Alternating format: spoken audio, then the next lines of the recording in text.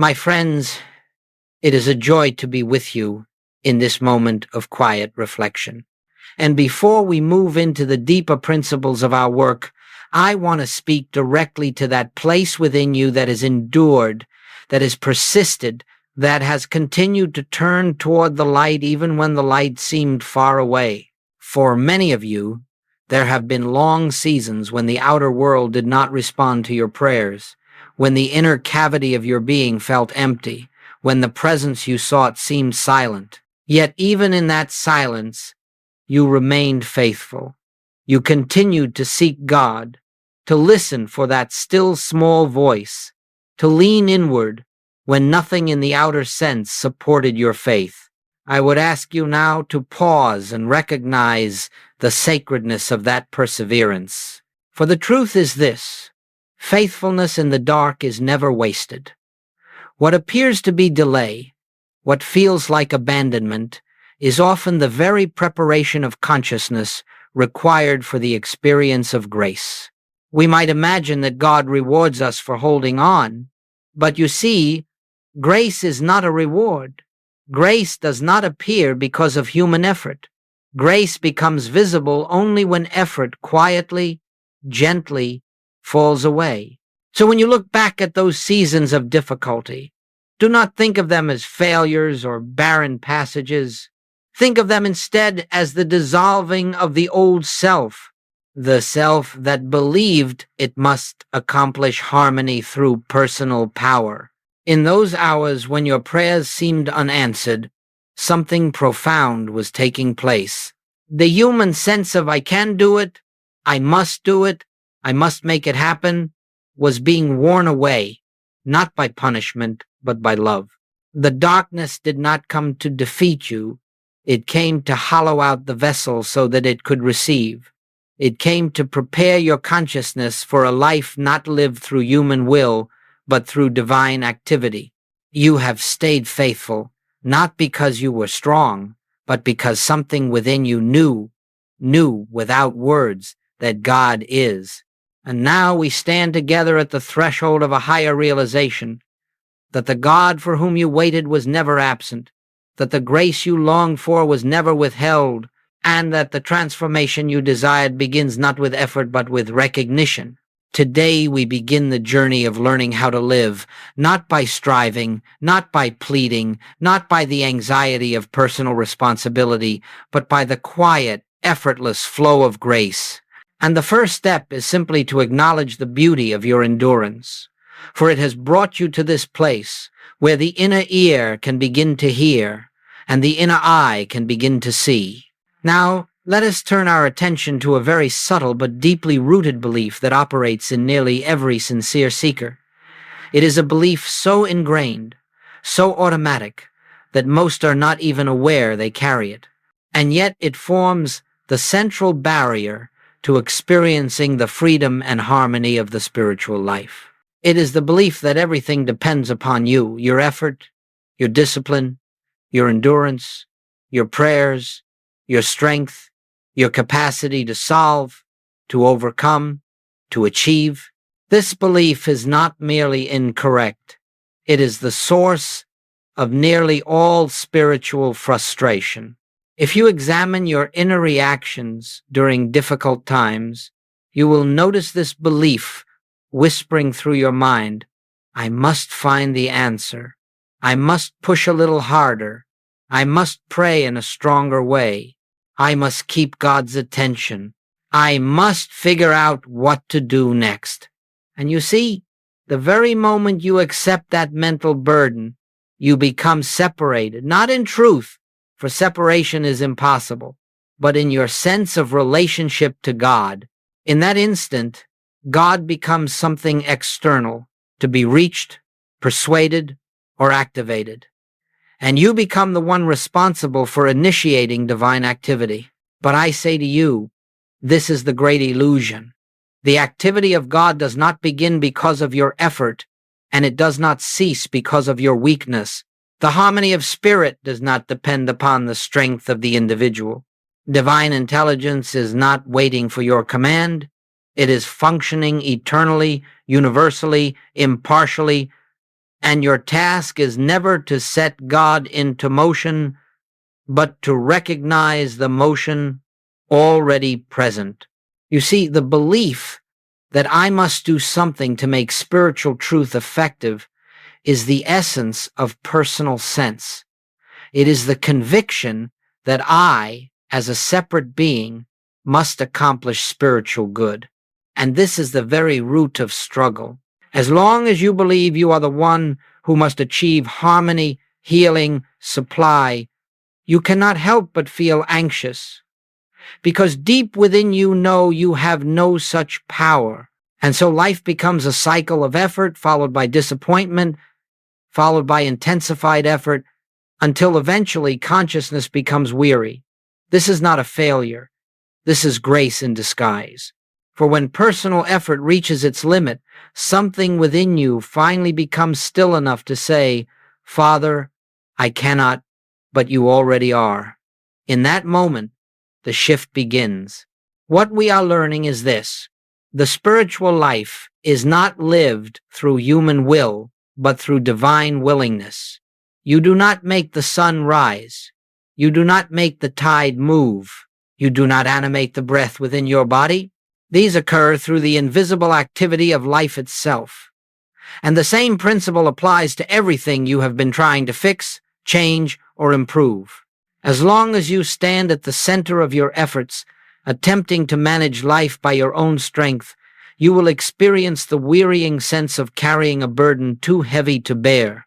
But when you begin to release that belief, when you begin to recognize that harmony is not created but revealed, not produced but perceived, then you step out of the way and allow the divine presence to perform its own work in you, through you, and as you. Let us then begin gently to question every inner impulse that says, "I must." Let us begin to watch the subtle ways in which the mind tries to take responsibility for life. And let us learn to replace that burden with a simple recognition: God is the life of my being. God is the activity of my experience. God is the source, the substance, and the law of all good. And I need only witness the unfoldment of that which already is. As we go deeper into this work, let us turn our attention to one of the most misunderstood principles of the spiritual life: the law of grace. I ask you to listen not with the mind that seeks to analyze or compare, but with that inner stillness which alone can receive the truth of spirit. For grace is not a concept to be understood intellectually. It is a living reality that dawns upon consciousness when the personal self recedes.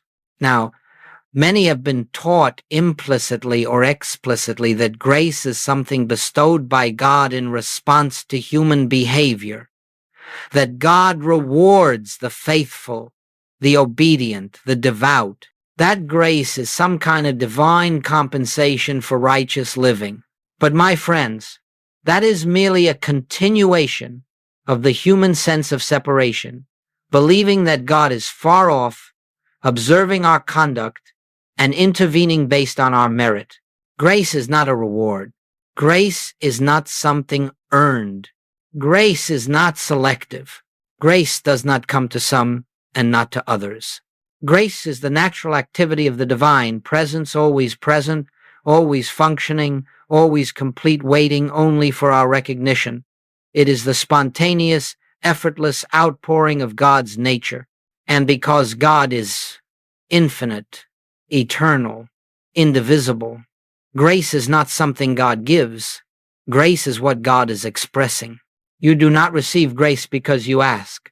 You become aware of grace when the asking ends. You do not attract grace through devotion. You become conscious of it when devotion becomes silent listening. You do not compel grace to act. You witness its action when personal will is surrendered. Do you see the shift? Grace is never the result of your effort. It appears to become active only when effort dissolves. The personal mind, with its ambitions, its fears, its demands and expectations, stands as the only barrier to the experience of grace.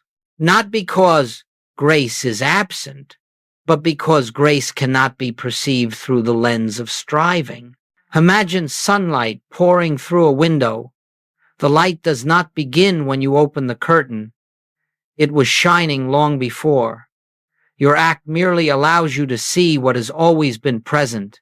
Grace is precisely this, the eternal presence of divine harmony awaiting recognition. When the curtain of personal sense, fear, effort, planning, control is drawn aside, grace floods consciousness with its natural radiance. So let us be very clear. Grace is not God's response to your need. Grace is not triggered by prayer, nor delayed by doubt. Grace does not come because you have suffered, nor leave because you have failed. Grace is the uninterrupted flow of divine being. It is the law of God's own nature expressing itself as your life. And this is why a moment of stillness, true stillness, where the anxious striving of the mind subsides, can do more than years of human effort. When you are still, when the mind ceases its attempt to manage life, you become receptive to that which has been flowing toward you from eternity.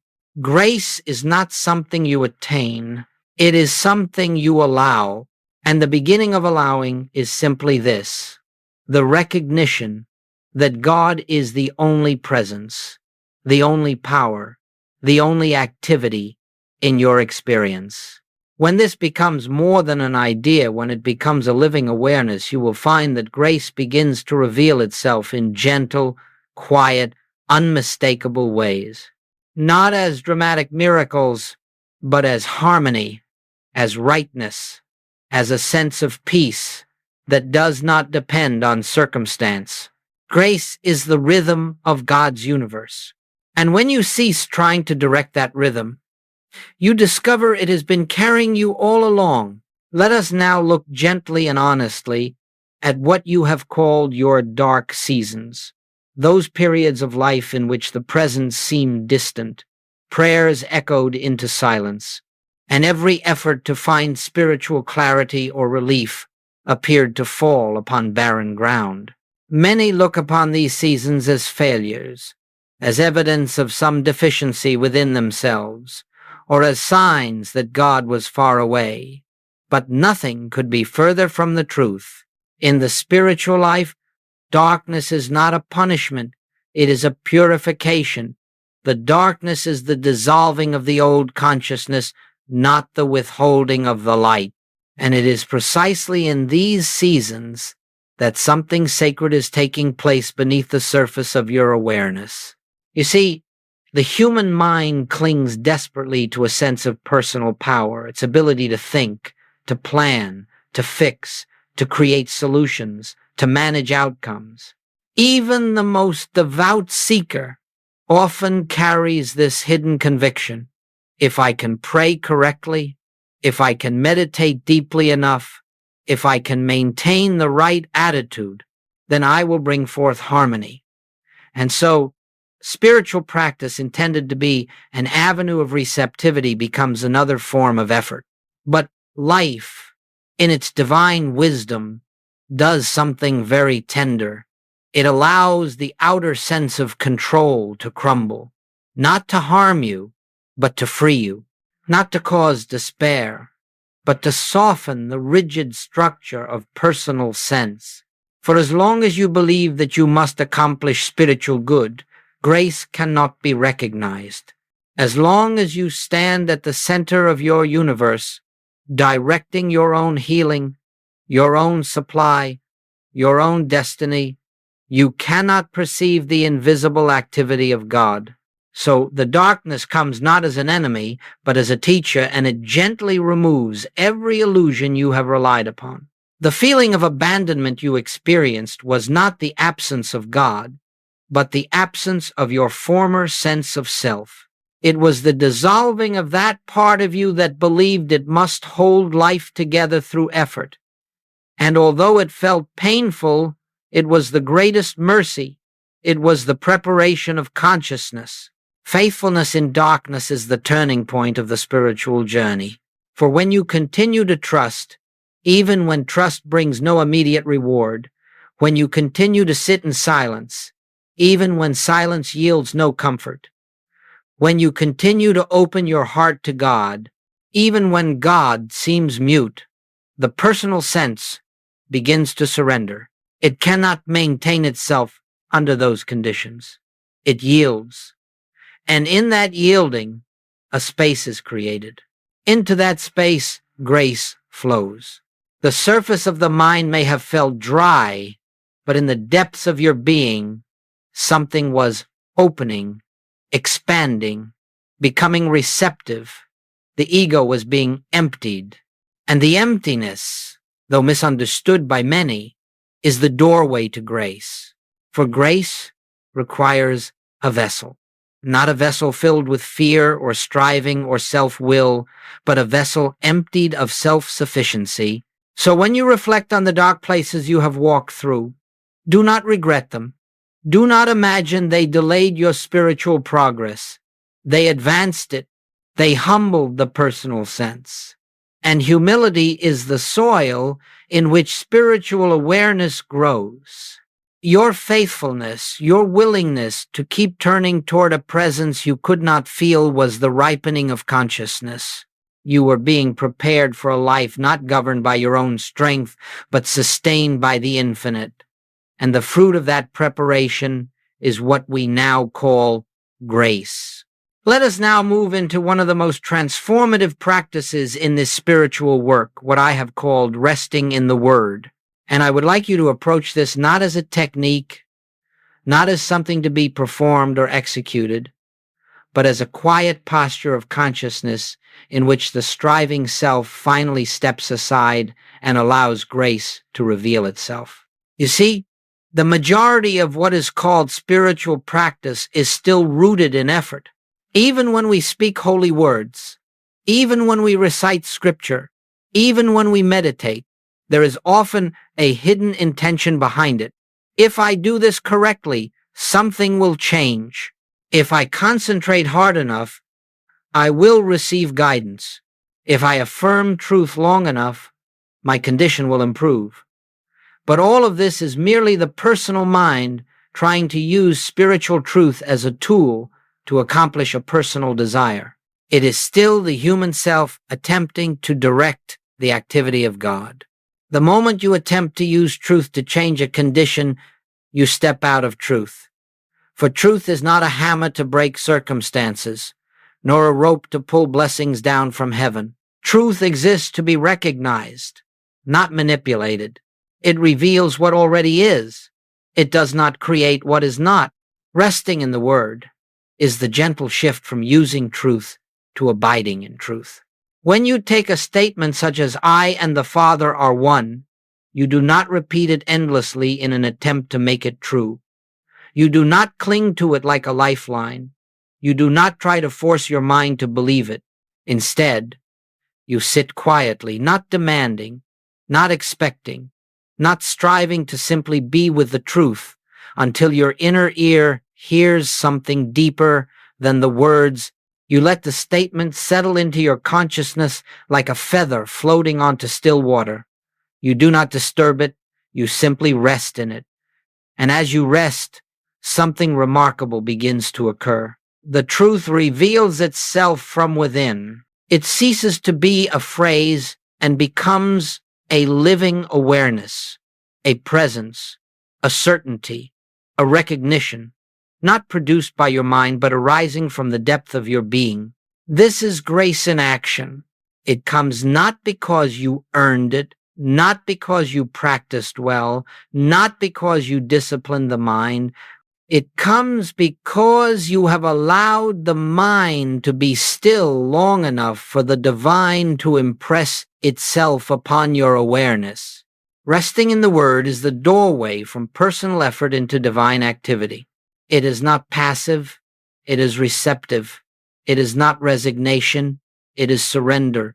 It is not disengagement, it is the quiet openness that allows God to reveal God And you will notice something else.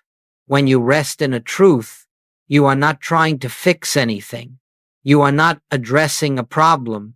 You are not attempting to manifest the result. For the moment you aim truth at a condition, you return to personal sense.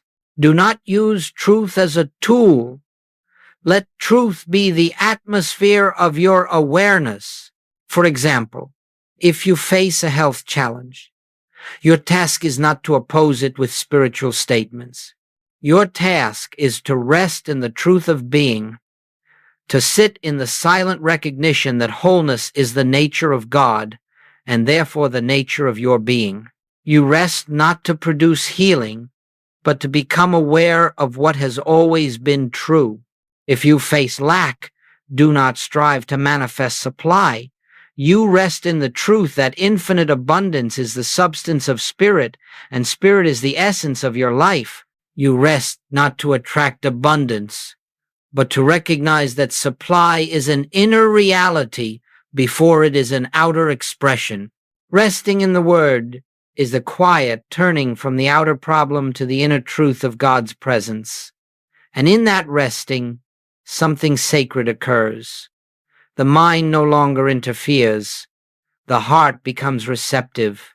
And grace, already present, eternally present, begins to flow into conscious awareness. This is the shift from striving to receiving, from effort to surrender, from self-activity to God activity. You do not make it happen. You simply allow what already is. Let us turn now to a truth that very few understand, yet it forms the heart of spiritual unfolding. The greater part of God's activity takes place in silence, beneath the threshold of your conscious awareness. What appears outwardly as stagnation, as spiritual dryness, as unanswered prayer, is often the time of the most profound inner transformation. Only later, sometimes long after the darkness has lifted, does one look back and say, something was happening in me, even when I felt nothing. You see, the human mind is accustomed to measuring progress by outer signs. If something moves, changes, improves, then we believe God is at work. But spiritual growth seldom follows the pattern of outward movement. In fact, the deepest transformations occur before any visible fruit appears. Just as the seed begins its life in darkness, hidden beneath the soil, so too does spiritual awareness take root in the unseen depths of consciousness. When you sat in silence during your most difficult hours, when you prayed and felt no response, when you listened and heard nothing, when you turned toward God, not out of joy but sheer trust, you were, without realizing it, creating an inner opening. The noise of personal sense, its demands, its expectations, its fears was slowly being quieted, and into that quietude, divine activity began to flow. But divine activity is subtle. It does not announce itself with fanfare. It does not shake the earth or stir the emotions. It moves quietly, gently, like the tide that withdraws long before the next great wave appears on the shore. During your season of silence, false beliefs were being dissolved. The sense of separation was being weakened. The reliance on personal will was being eroded. The ego was loosening its grip. The inner vessel was being emptied so that it could be filled. All of this happened without drama, without external signs, without sensation. This is why so many mistake silence for absence. They think nothing is happening because they cannot feel the divine. But the presence is not always felt. It is often revealed later, after the work is complete. You must understand this. The absence of spiritual feeling does not mean the absence of God. In fact, some of the most sacred work the spirit ever performs occurs when the personal self feels nothing at all. Think of it this way. If your mind were constantly filled with spiritual comfort or emotional upliftment, The ego would cling to the experience and attempt to reproduce it. The human self would mistake the feeling for God. And so, to protect you from this illusion, the spirit often works in a way that bypasses sensation entirely. This is why your season of silence was not a spiritual desert, it was a spiritual womb. The new consciousness was forming. The inner structure of your being was being rearranged. Your capacity for grace was expanding. You were being prepared not for a dramatic experience, but for a deeper awareness of God's eternal presence. And now, as you stand here with a heart softened by struggle and a mind made humble by unanswered questions, you are ready to witness what was taking shape all along. You are ready to see that you were not waiting for God. God was preparing you for recognition. God was working in the unseen places of your being, shaping you into a vessel through which grace may flow effortlessly. So let us release any regret for the silent years. Let us bless the darkness that purified us. Let us bless the stillness that emptied us. For without those hidden workings, the consciousness required for grace could not have awakened. You were never alone. You were never forgotten. You were being transformed. As we come to this next phase of our unfolding, let us consider what it means to live by grace, not merely to experience moments of grace, not merely to glimpse its activity in prayer or meditation, but to enter into a state of consciousness where grace becomes the governing principle of daily life. For the spiritual life is not fulfilled on the meditation mat alone. It is fulfilled in the ordinariness of each day, in the passing moments, in the simple activities through which God expresses as your being. Now you may ask, how does one live by grace? What does it look like? And the answer is both beautifully simple and profoundly transformative. To live by grace is to live from the awareness that God is the only presence and the only power operating as your life. It is to relinquish the belief that you must direct, control, or secure your experience. It is to allow the divine intelligence that governs the universe to govern you. You see, when the personal sense is dominant, life becomes a constant calculation. Every choice is weighed through fear. Every step is taken with tension. The mind tries to plan the future, defend the present, or correct the past. But grace requires none of this, because grace is God in action, and God does not need your permission, your willpower, or your strategies to unfold harmony. Living by grace begins with cultivating a new inner posture, a posture of listening. Not listening for messages, not listening for voices, not listening for emotional guidance, but listening with a quiet expectancy, knowing that divine wisdom is the very fabric of your being, and that its impulse will reveal itself exactly when it is needed. When you face a decision, pause, be still. Do not think your way into an answer. Do not analyze. Do not calculate pros and cons. Turn inward and wait. It may be a few seconds. It may be minutes. But at some point, a gentle sense of rightness will arise. Not a thought, not an argument, but a quiet inner knowing. This is grace revealing the next step not as a command, but as an unfoldment. When you live by grace, your actions cease to be reactions. They become expressions. You find that you are not struggling to make life conform to your desires. Rather, life begins shaping itself around the divine rhythm that is moving through you. You discover that there is a flow, subtle, yet unmistakable, that carries you. Doors open without your forcing. Opportunities arise without your seeking. Needs are met before they are spoken. And what once felt burdensome becomes effortless. This does not mean that challenges disappear, but the nature of challenge changes.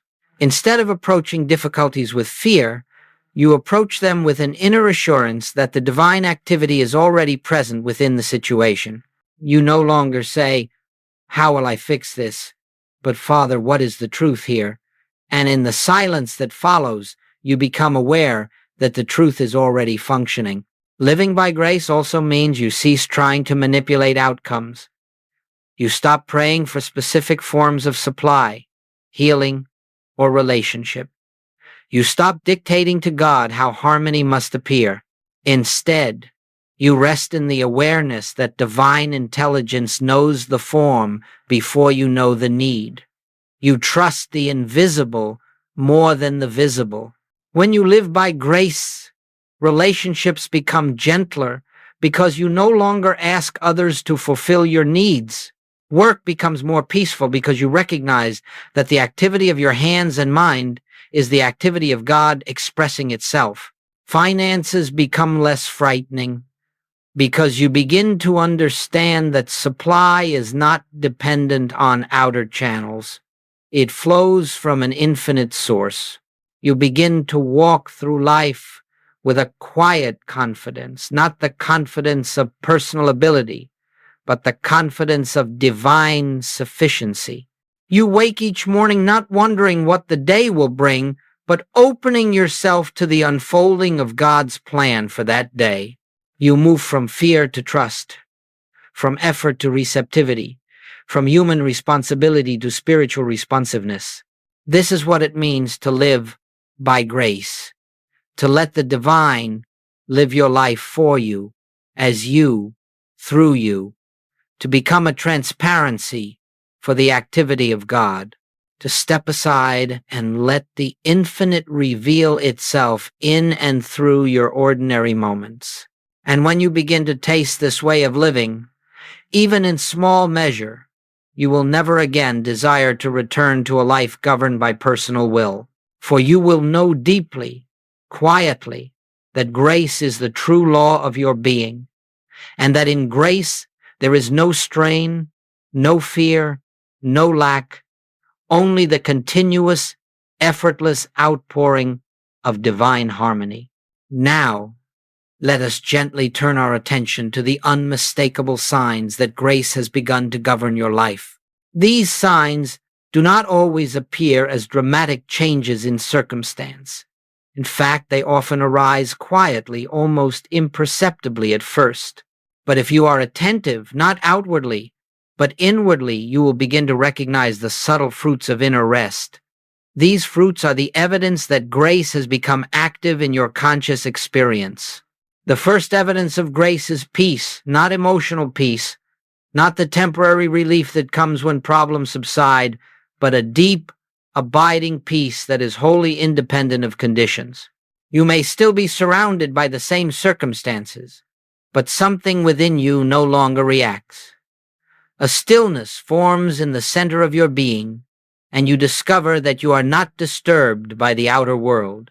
This peace is the hallmark of grace, for it arises not from improved conditions, but from the awareness of divine presence. The second evidence of grace is clarity, not the clarity of the analytical mind, but a spiritual clarity, a gentle knowing that comes without effort. Decisions that once frightened you now unfold with ease. You find yourself guided from moment to moment, not through thought or reasoning, but through an inner sense of direction that is unmistakably right. You do not know how you know, but you know. And this knowing is the voice of grace. Then comes a softening of fear. You may notice that the anxieties that once seemed overwhelming now lose their power. They appear like distant echoes, unable to stir the depths of your being. You discover that you no longer rely on the outer world for assurance, because assurance has arisen from within. This is not denial. It is the recognition that divine presence is the only real security. Another fruit of grace is effortless right action. You begin to notice that your days flow with greater harmony. You meet the right people at the right time. Opportunities present themselves naturally. Obstacles dissolve quietly without requiring your struggle. What seemed difficult now becomes simple. not because the world has changed, but because you are no longer attempting to live through personal will. Grace is doing the work. You will also experience a loosening of attachment to outcomes, to timelines, to personal desires. You no longer cling to specific forms of good. Instead, you rest in the assurance that divine intelligence knows the form better than you do. And because you have released the rigidity of expectation, life can bring you good in ways the human mind could never have imagined. This openness is the soil in which miracles take root. One of the most profound evidences of grace is the dawning awareness that you are not the doer. You begin to see that the harmony unfolding in your life is not the result of your effort, your skill, your strength, or your planning. You recognize that God is the activity of your being, and that every act of good which flows through you is the manifestation of divine presence expressing itself. This awareness brings with it a humility that is not self-deprecating but liberating. You are free from the burden of self-importance, free from the anxiety of earning or deserving, free from the need to control. And finally, grace reveals itself as gratitude without cause, a gratitude that is not tied to any particular blessing, but arises simply from being aware, being alive, being in the presence. You may wake in the morning with a quiet sense of joy for no reason at all. You may sit in stillness with an overflowing heart, not because something wonderful has happened, but because you feel the nearness of God.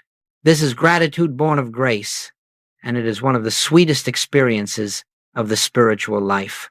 These fruits, peace, clarity, freedom from fear, right action, openness, humility, gratitude, are not accomplishments. They are the natural outpouring of grace. They are signs that the inner rest you have cultivated is bearing fruit in the visible world. And as these fruits ripen, you will find yourself living in a new atmosphere, an atmosphere not of striving but of trust, not of anxiety but of assurance, not of separation but of oneness. You will know, without question, grace is your true state of being, and it has been guiding you all along. As we come gently to the close of this time together, let us gather the threads of what has unfolded within us, not as ideas to be remembered, not as teachings to be followed mechanically, but as living truth awakening in your consciousness. For what we have spoken of today is not theory, it is the revelation of your own being. And as this truth settles into the quiet chambers of your soul, a new life begins to form, a life not governed by fear or striving, but sustained by grace. You have walked through darkness not as punishment, but as preparation. You have endured silence not because God withheld himself, but because God was reshaping your inner awareness.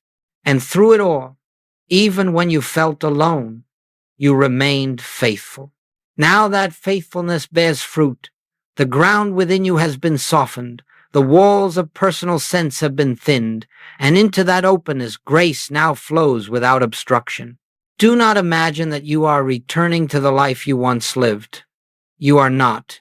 You are stepping into a new dimension of being, a life in which your actions arise from inner peace rather than outer pressure, a life in which your decisions emerge from divine intuition rather than human fear, a life in which your needs are met through the unobstructed activity of the infinite rather than through the anxious efforts of the finite. You are not being asked to become something more. You are being invited to let go of what you never were, the anxious self, the striving self, the self that believed it was separate from God. All of that was an appearance, a temporary shadow cast by the mind. Now you are awakening to the truth that has always been. I and the Father are one. Not two beings, not two forces, not two lives, one. And from this oneness flows every form of good you will ever require. Harmony flows from oneness. Healing flows from oneness. Supply flows from oneness. Peace flows from oneness. But these blessings do not come because you seek them. They appear because you have ceased to seek anything outside yourself and have turned inward to the divine center where all is already complete. My friends, the spiritual journey is not a path of addition, but of subtraction. Not the acquiring of more truth, but the releasing of the personal sense that obscures the truth. And you have, through your faithfulness, through your perseverance, through your willingness to sit in silence, allowed much of that old consciousness to dissolve. You have created space for grace. So now, as you step forward from this moment, do so gently, with the quiet assurance that you are not walking alone. The presence that sustained you in darkness now walks with you in light. The grace that worked unseen will now begin to reveal its activity openly. And the life you once struggled to build by human means will unfold naturally through divine means.